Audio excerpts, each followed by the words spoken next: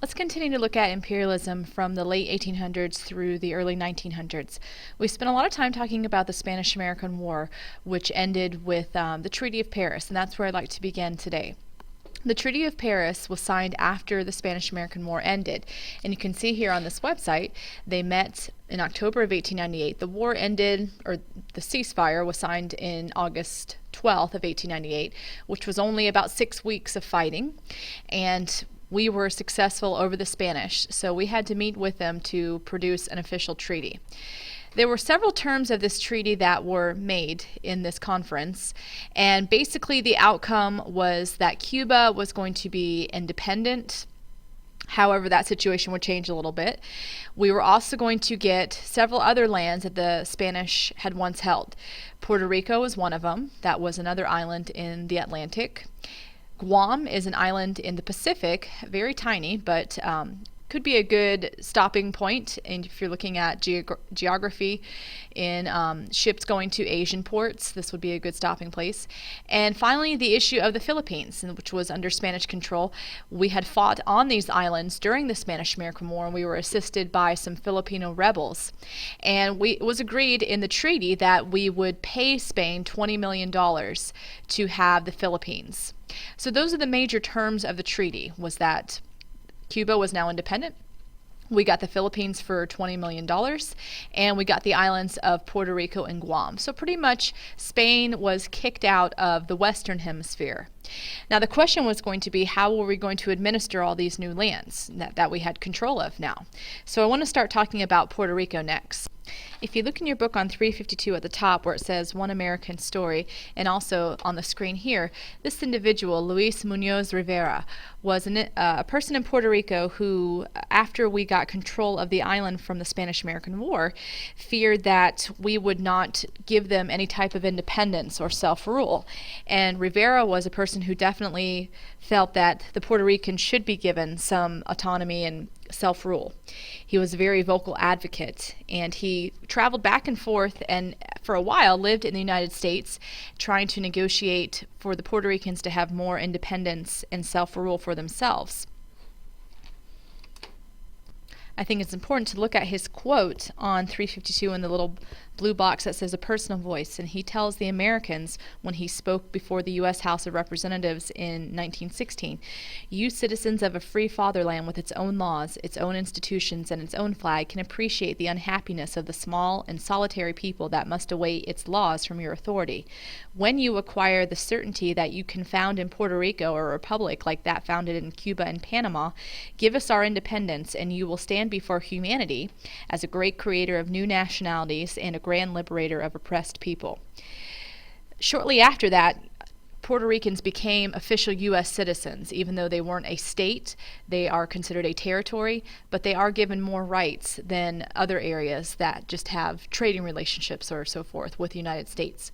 But the Puerto Ricans were definitely concerned on how much control the U.S. would have over them after the Spanish-American War. They didn't want it to be like what the Spanish had done. We didn't do exactly what Luis Munoz Rivera wanted in giving complete independence and self-rule to the Puerto Ricans, but we did set up several acts by our government which allowed the Puerto Ricans to have some type of freedom. If you look at this one, the Foraker Act, which is also mentioned in your book on 353, this is something that Congress passed in 1900 with ended military rule that we had stationed in Puerto Rico during and following the Spanish-American War.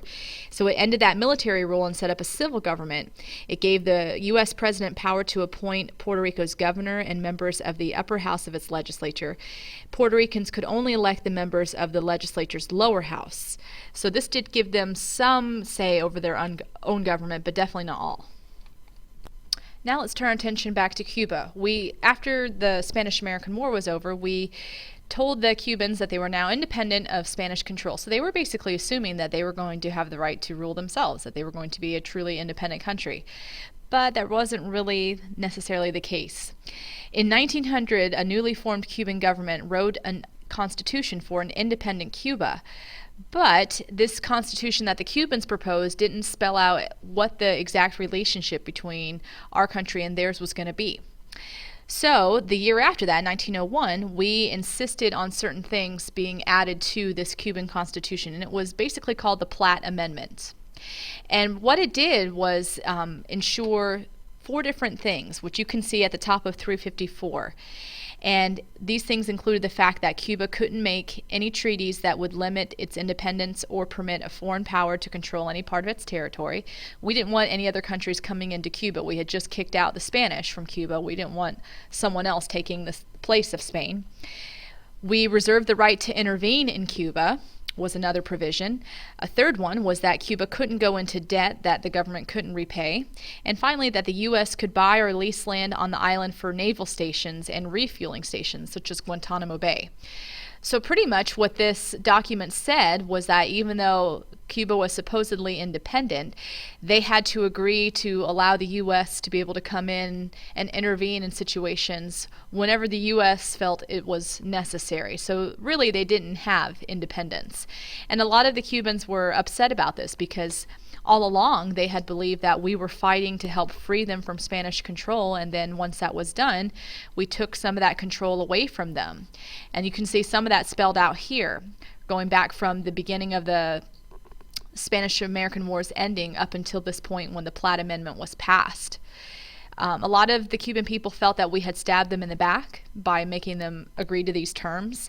And because of this, Cuba became what's known as a protectorate, which you can see that word in bold on 354, which is where a country whose affairs are partially controlled by a stronger power. They did not have complete independence. They were somewhat controlled by another country, which was the United States. Now we could make sure that our economic interests were protected. We had seen in class and in previous recordings that we had a lot of investment in the sugarcane, the tobacco, also in the mines of Cuba, the other agricultural industries such as the United Fruit Company.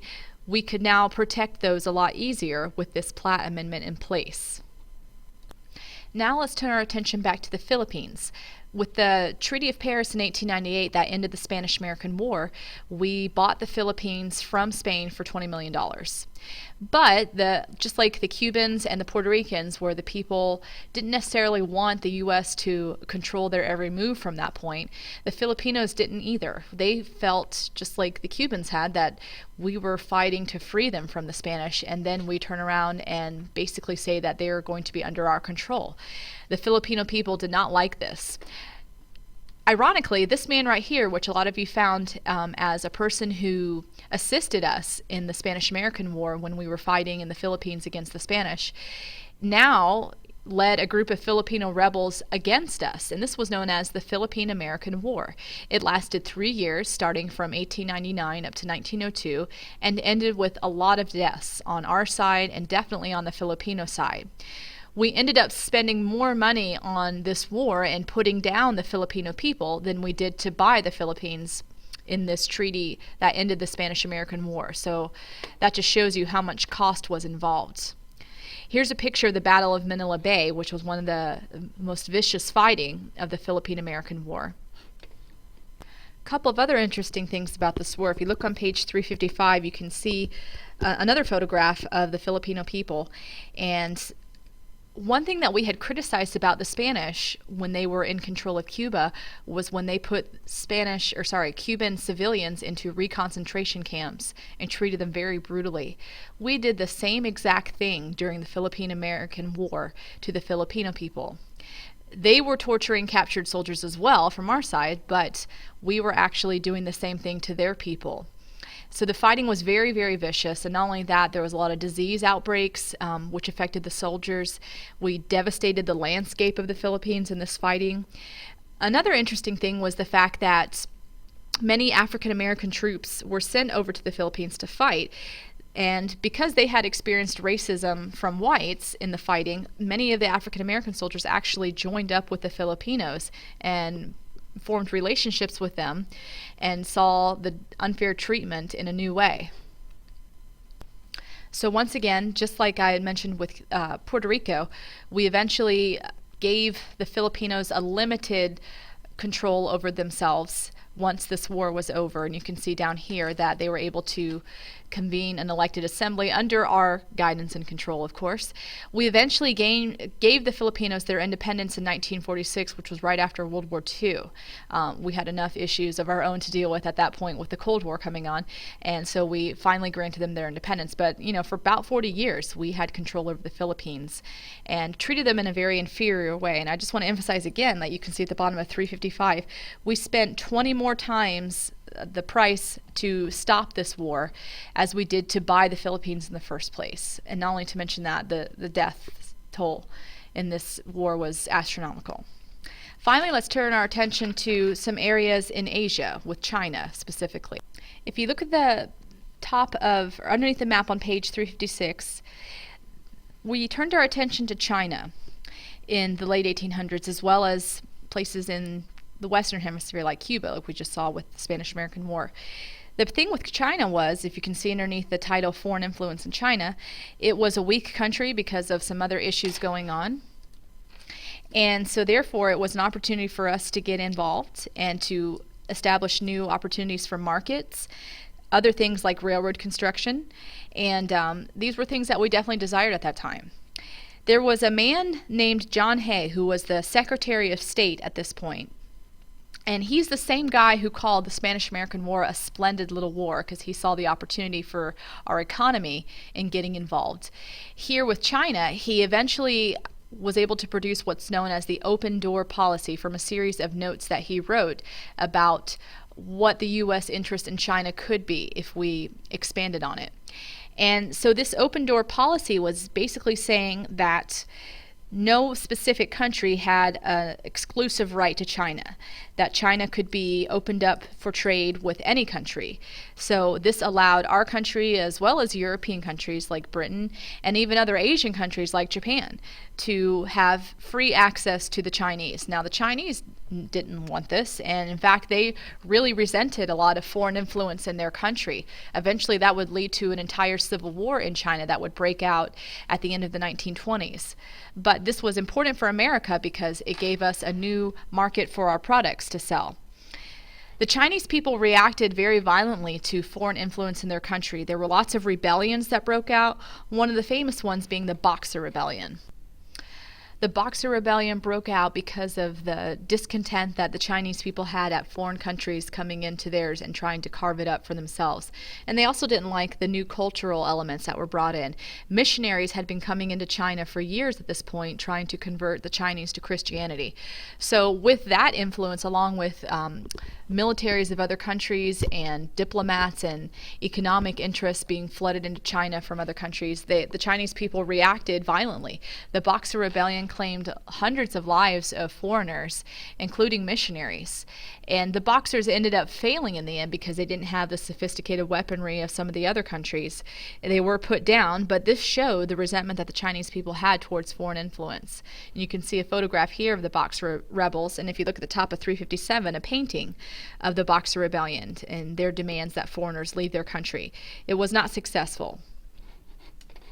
If you look at the bottom of the screen, which is highlighted in yellow here, I would encourage you to pause the recording for a minute and read this paragraph, along with what you see at the bottom of 357 and at the bottom paragraph about the 3 American beliefs that were shown with this open door policy in China. The fact that we were dependent on the growth of our exports and selling to other countries, and that we had the right to go into other countries to secure markets and to keep them open, and the fact that any threats of closing our opportunities was seen as a threat to America as a whole. Lastly, if you look at page 358, there was a definite shift in our country because of all of these imperialist actions in these different parts of the world, which we'll continue to look at other places that we got involved. But pretty much it changed our country's reputation from being an isolated country that takes care of itself to a world bully. And major presidents like Theodore Roosevelt contributed to that. philosophy. Theodore Roosevelt himself had a philosophy called speak softly and carry a big stick.